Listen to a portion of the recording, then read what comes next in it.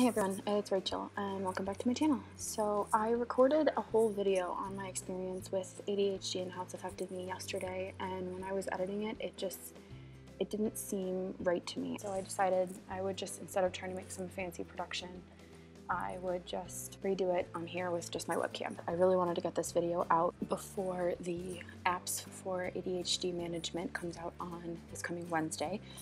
So be looking for that. I'm putting together a list of some of my best apps and tools for managing ADHD, so that will be released on Wednesday. But I wanted to get this out first because I wanted to kind of make some connections and share my experience with ADHD so that it's, you know, something that you can connect to and something that you can kind of, I don't know, see that I'm not just a face on a screen. So let's get started. So I was very fortunate in that I was diagnosed when I was very young. I believe when I was about 7, my mom took me to a specialist to have me officially diagnosed with ADHD. My mother, she herself had ADHD and it runs in her family, so she kind of was able to recognize a lot of the same tendencies and a lot of the same behaviors in me that she had, and so she knew right from the get-go that, okay, you know what, we need to get this officially diagnosed so we can, you know, start working on it. And so I was very fortunate in that I was diagnosed very young. And so something else that kind of had a positive impact was that I was homeschooled in the 1st and the 2nd grade around the time I was diagnosed. So it's actually kind of funny, I just kind of randomly decided that I wanted to be homeschooled, and when people at church asked me, hey, who's going to be your teacher for the 1st grade? I just started saying my mom, and she was like, okay, all right. Being homeschooled really allowed us to work really closely together, and she and I became very close, and she was able to see that, you know, a lot of the behaviors I was exhibiting were a lot of the same behaviors she had experienced. So she knew that we needed to get me tested. And something she'll say is that I used to, while she was trying to talk to me and while she was trying to teach, I'd be like looking around, not paying attention, drawing stuff, like, and then she would look at me and say, Rachel, what did I just say? And I could spout it off to her exactly word for word what she'd said. So, you know, it was kind of obvious that I wasn't really struggling with school, but I needed help. I was homeschooled for the 1st and the 2nd grade, and then in the 3rd grade, I went back to the school where I went up through my sophomore year of high school. And I never really struggled in school exactly. I always pretty much had straight A's. My ADHD exhibited itself mostly as being very, very creative, but very, very distracted and very, very messy. So, for example, my room growing up, it was so bad. And that was just, I couldn't be bothered to pick it up because I was just constantly needing to move on to the next thing, the next thing, the next thing. And I was always starting projects. So that's something I've noticed that's kind of a commonality between people with ADHD is we love to start projects. The finishing of the projects, not so much. However, this channel actually is one of my projects, and so far so good. So we'll see how that one goes.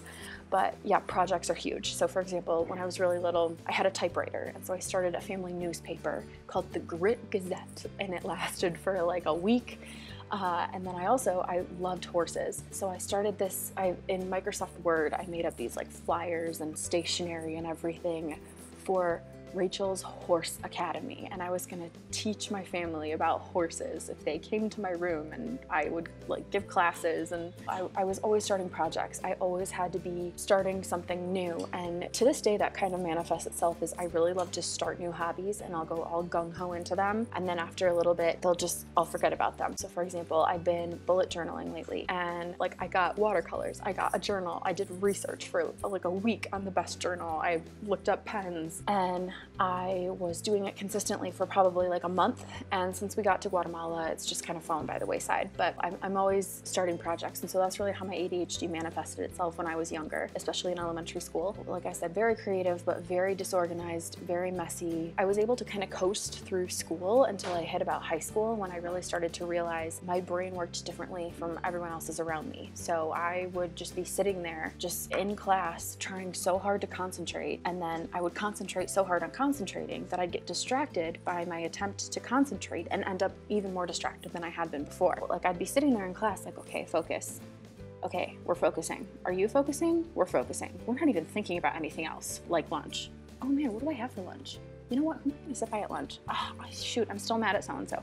And it would progress. It was really, really difficult for me. And I started to realize as time went on that, you know, my peers, I was different. Around sophomore year of high school, before school started, I spoke with my doctor and I spoke with my mom, and I said, you know what, I think I want to try medication. And I talked to my doctor and my mom, and we decided that we were gonna give Ritalin a try. So that was an interesting experience, especially at first. I remember just being like, it made me feel so strange.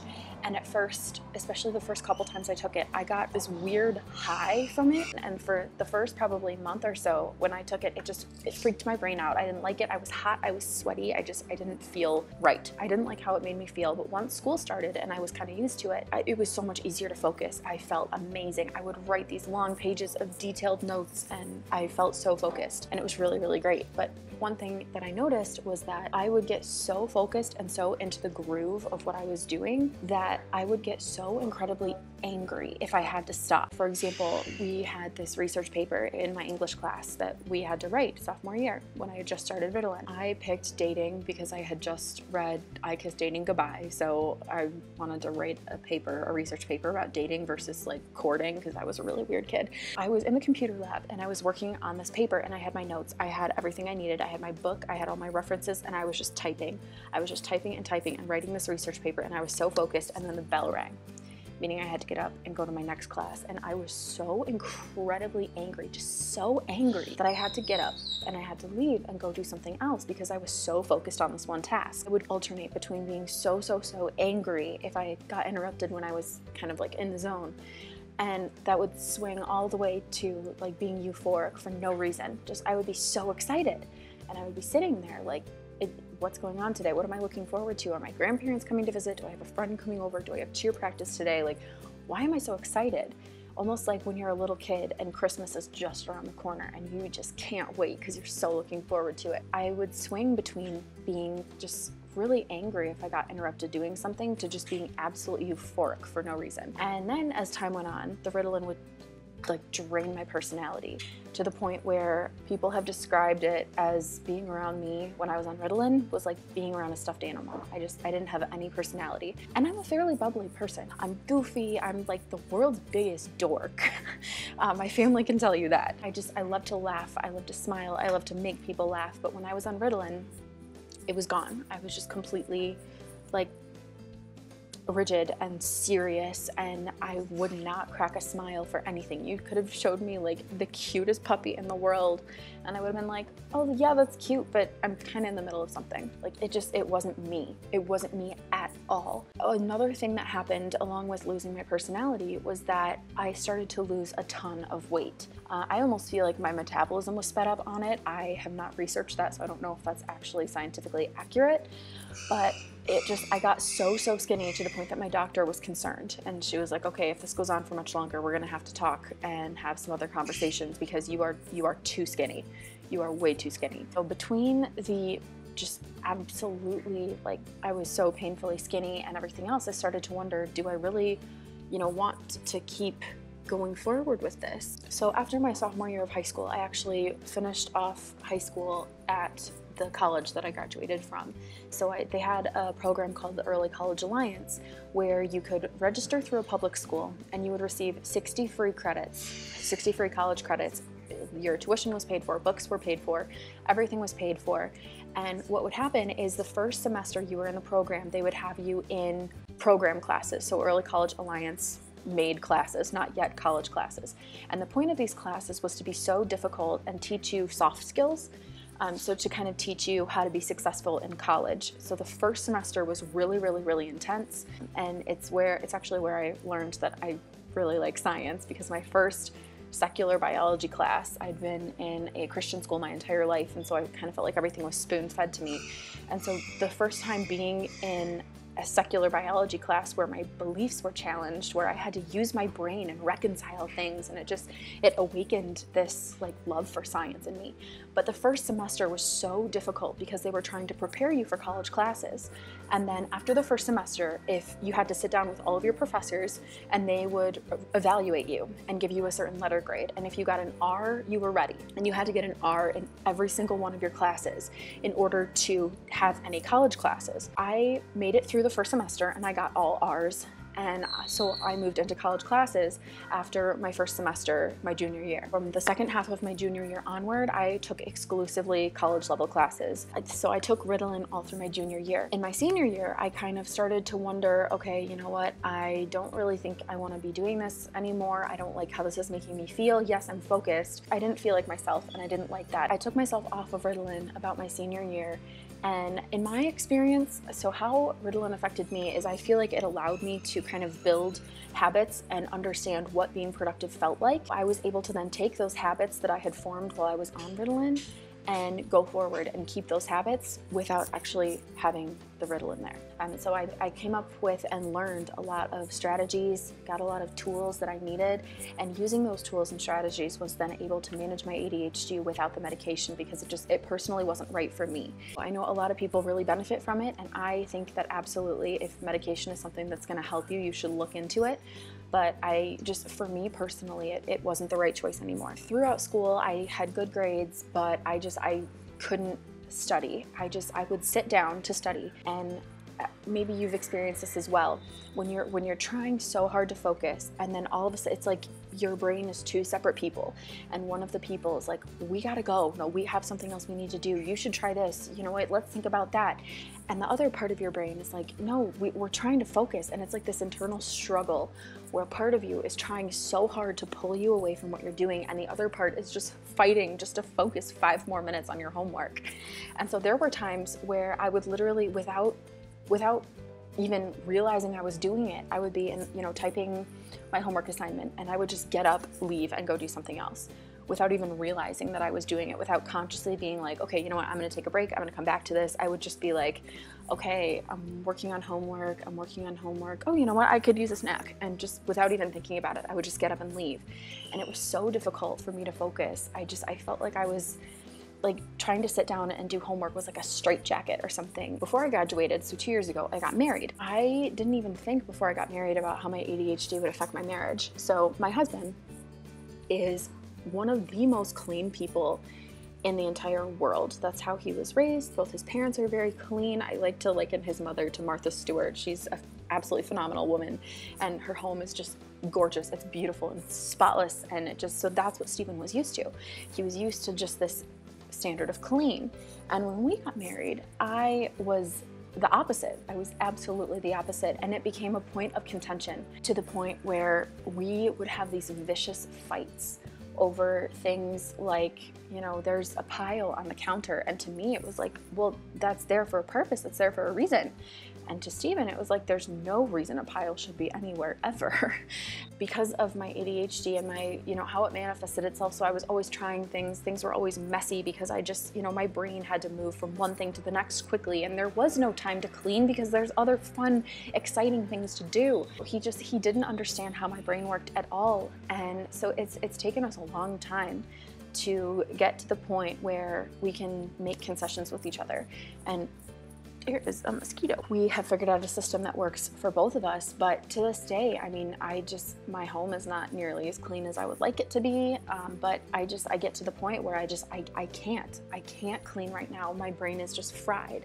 That has been a big way that ADHD has impacted my life, would be in my marriage, because our brains work so differently. He's very organized, he's very focused. He is the most focused and hardworking person I've probably ever met in my entire life, and I know a lot of hardworking and focused people.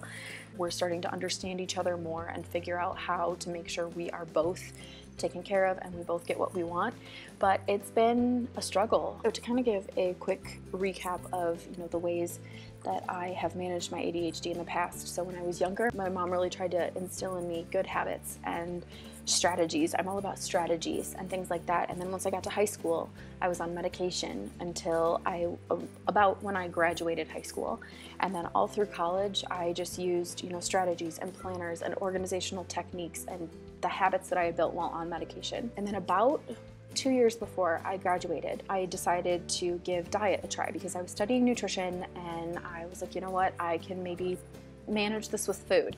And so I started following a very, very strict diet. I'm not going to mention it in this video because I don't just want to like throw it out there, but I'll maybe cover it in another video if that's something that people would want to hear about. But I followed this very, very, very strict diet and it was very effective. And it really helped me focus. I felt like it helped me focus just as well as when I was on medication, but after we got down here to Guatemala, it was too strict to the point where it wasn't feasible for me to follow it down here. Since then, since we really got to Guatemala, I've been just kind of eating a normal diet. I try and eat pretty much decently healthy. There's lots of potatoes and tortillas and stuff down here, but especially since we've been down here in Guatemala, I've just been managing my ADHD with systems and tools and processes and strategies and habits and just, these things that I've found and used to build good habits. So that's really been the majority of my ADHD management has been with tools and strategies and things like that. And so that's what I really want to share on this channel because they've helped me so much and I know that they can help other people. So that's really my goal with this channel, is to connect with other women or men with chaotic brains just like I have. I am really, really excited about this project. Like I said, I am a project starter, but I'm committed to keeping this one going, so you guys can hold me accountable. That'll be super fun. That was a lot. I hope you guys enjoyed this video. I hope that, maybe now you can feel like you connect a little bit better with me and kind of understand where I've been and where I'm at right now with my ADHD. If you like this video, please give it a thumbs up. Comment below and tell me what your experience has been. Whether you officially have ADHD, you think you have it, you don't have it, you just have some brain chaos going on, that doesn't matter to me. I'm really glad you're here. So let me know what your experience has been in the comments below, and make sure you subscribe and hit the bell for notifications so you don't miss any of my videos. Again, I will have the video of my best apps for ADHD management coming out on Wednesday. So make sure that you come back for that. But in the meantime, make sure you subscribe and I'll see you guys again soon. Bye.